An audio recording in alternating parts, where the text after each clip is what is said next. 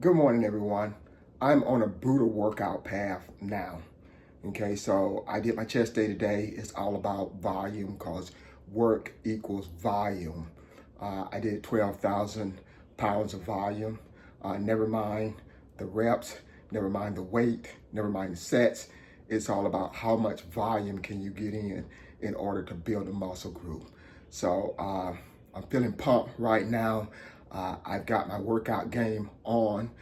My diet is put in place. Today, I'm gonna eat all 5 of the top nutrient-dense profile foods in the world. I'm coming with beef liver. I'm coming with eggs. I'm coming with sardine. I'm coming with shrimp, okay?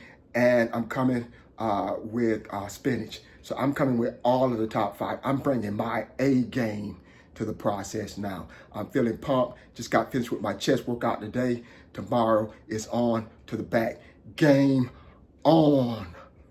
Okay, remember what I always say. Okay, they may be smarter than you. They may be bigger than you. They may be taller than you. They may be richer than you. They may even think that they can outslick you. But never, and I mean never, let them outwork you.